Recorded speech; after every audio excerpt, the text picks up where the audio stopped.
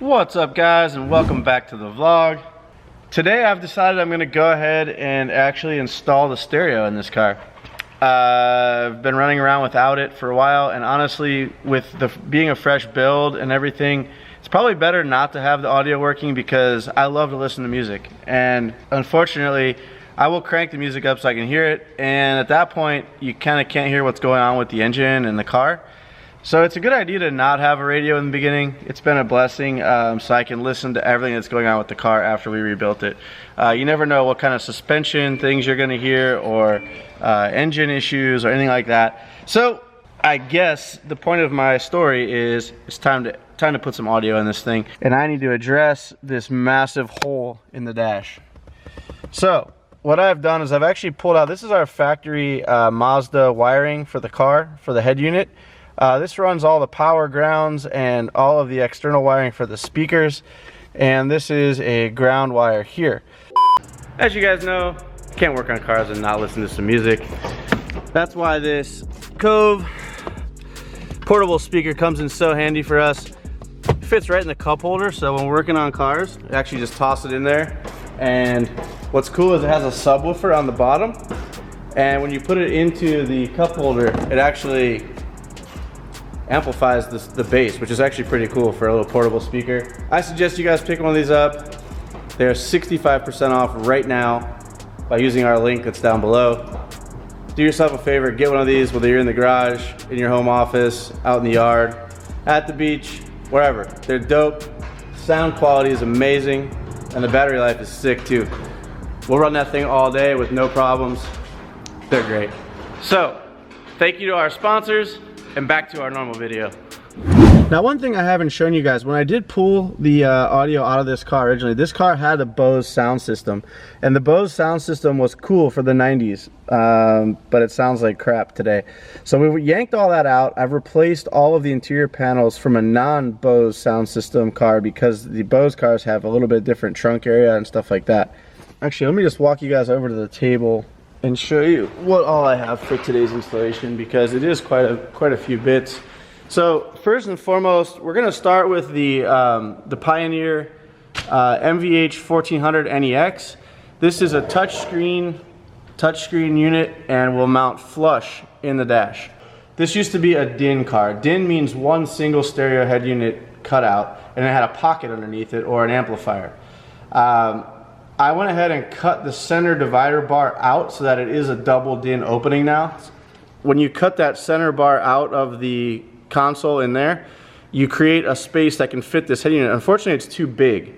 So the Pioneer unit does not come with a way to mount it. It's meant for double DIN cars. So you're meant to just use your stock stereo brackets, mount them on the side of the head unit here on one of these holes with the hardware that comes with the kit or with the head unit, and you basically just swap it back into your car. Well, because this is a 90s car, they didn't have that technology yet where the radio head units were kind of universal with the bracketry. So what I've had to do is go back and order the, it's called the Pioneer ADT VA133. And what this is it's a double DIN installation kit. This is what comes in the kit. So you've got a trim ring, some additional hardware, which I don't think we'll be needing. I'm pretty sure we'll be able to get by with what we have that came with the head unit. The cage that the head unit goes into, and then a rear bracket. This would mount like this, and then two side brackets, which actually fasten these holes here, fasten to these holes here on the cage. So what happens is once the stereo goes in, this slides in here, this sits in here. You can imagine this encasing the stereo. Stereo's sitting in there. This goes behind this, like this, on the back of the kit, on the back of the stereo. And then what happens is you screw the screws into here. That fastens your stereo into the cage, which is clamped into the car. And then you put your trim ring on, just like this. It just clicks in. So then you have a very clean installation, and yeah, it looks like stock. So I should thank some people. This Pioneer MVH 1400 NEX head unit with Apple CarPlay is courtesy of Carphonics in Ontario, Canada. The owner of Carphonics is one of my good friends. I actually got to spend some time with him at SEMA this year. He's a great dude. If you guys are in Canada or you're looking for a deal on some audio equipment, call there, ask for Gatlin. Tell him you saw his name and Carphonics on Mickey's YouTube channel at throtl, and you want to buy some gear. He's a good dude. Also, we have Hyphonics speakers and amplifiers and subs. At the moment, we're going to be running this stuff. I also have a friend that works over there at Hyphonics, so he was kind enough to actually send out a care package of speakers for this car. I do have a plan to go ham on this audio system with Gatlin up at Carphonics in Ontario.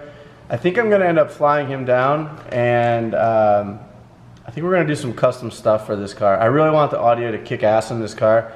If you guys know anything about hatchbacks and the way the rear glass is shaped, when you put a subwoofer in the back pointing up, these cars sound amazing because the audio comes up, reflects off the glass, and shoots forward from behind your head.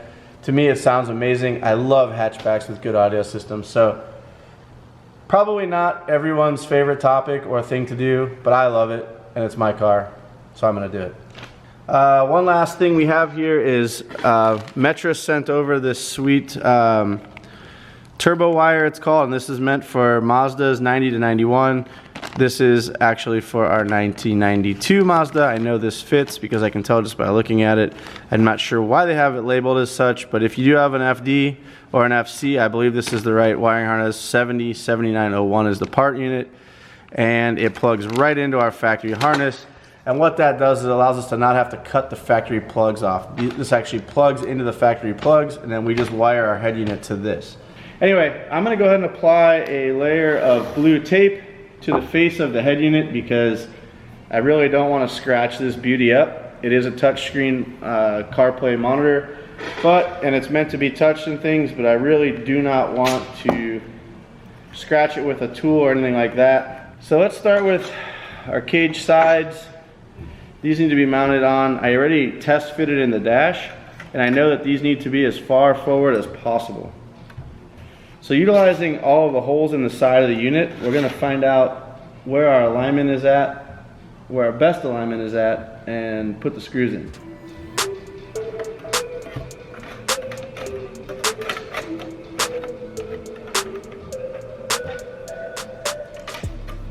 Just doing a quick trial because I want this to sit flush. I want the face to sit flush with the unit and the trim ring. So by doing this, I can locate where the screws have to go. So this is flush, which means these brackets need to be flush with the black plastic here. That makes life easy on me. So now I just need to find the right holes to make this flush. All right, there we go.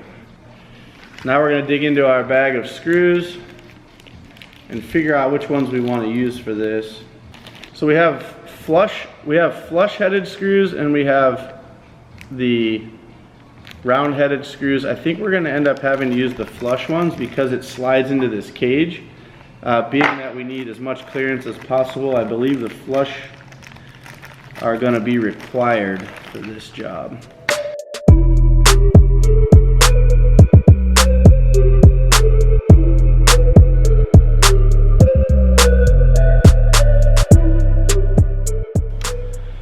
Okay, the sides are now mounted, and we now have tabs that are going to allow us to affix this to the actual cage itself. Let's make sure everything fits still. Let's get this way. As you guys can see, this is a really snug fit. So these screw heads that I put in have got to be super tight and flat because this slides directly over top of those. Now that's as far down as the head unit goes, and I want to put the trim ring on and kind of see where we're at. I really don't want too much protrusion from this head unit. And it looks like we've accomplished that. It sticks out about 1/16 of an inch, which kind of bums me out, to be honest. I really wanted it super flush. But as you can see, it's pretty freaking close. I think I can live with that. This is the back component, and this sits underneath the head unit like this. I don't think this one is necessary. I think I may just put this on anyway because I do know that our head unit has to sit on that thing in the back and I want to give it a nice flat surface.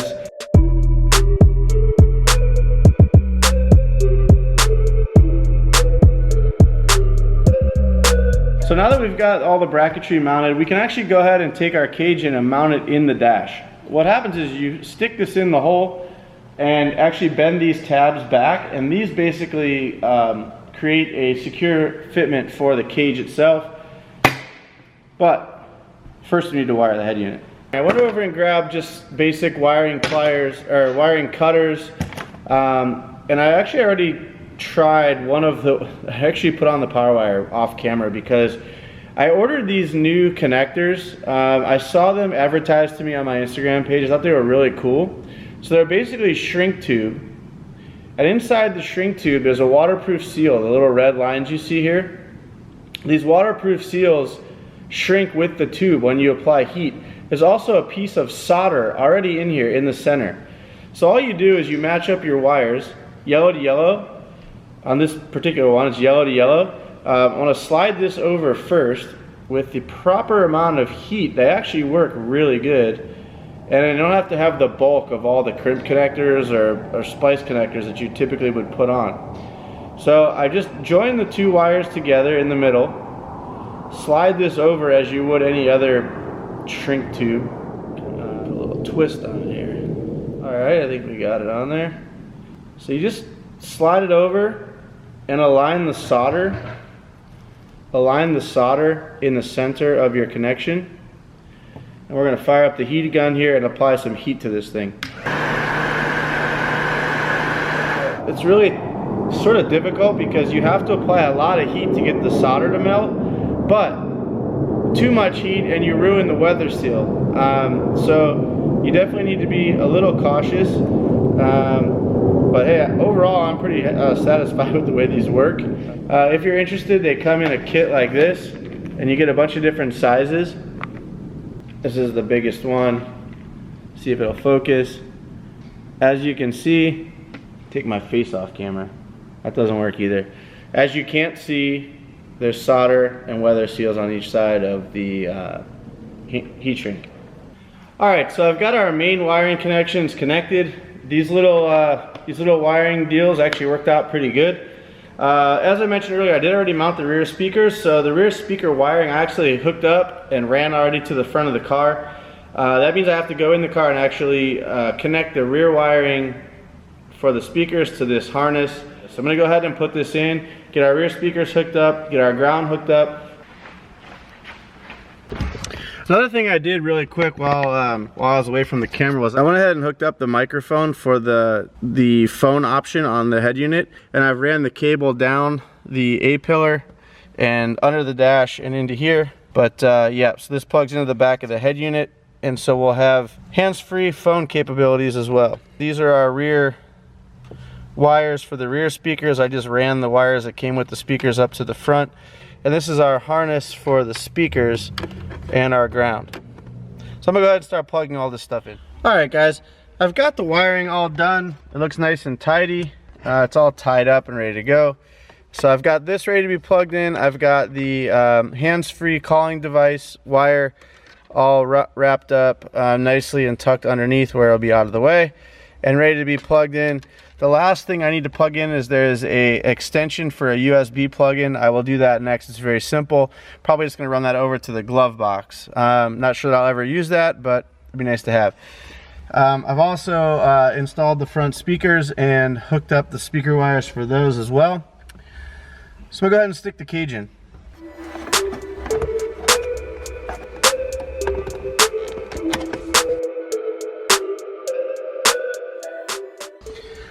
Okay, cage is in place. I bent down all the tabs. These tabs are what holds this thing in. A lot more stability on the mounting situation, and it gives a good provision for you to actually bolt the stereo into. So go ahead and grab the unit, get it plugged in, and slide it into home, and also put the 4 bolts in that hold it into the cage.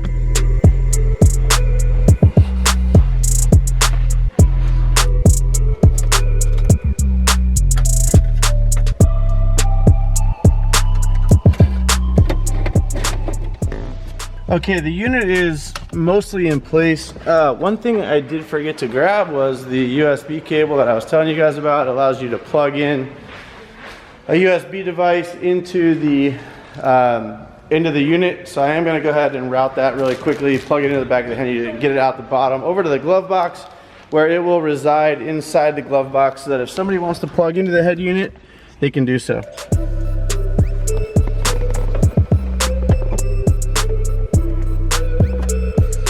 Okay, all the bits are plugged into the back of the unit here. Get the head unit plopped into its final resting place.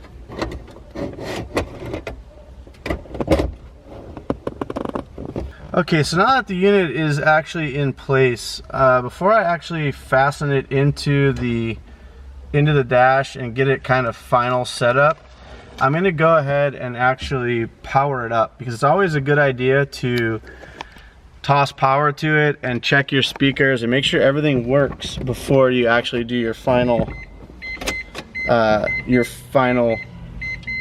wiring job. Ooh, hey, look at that. That's a good sign.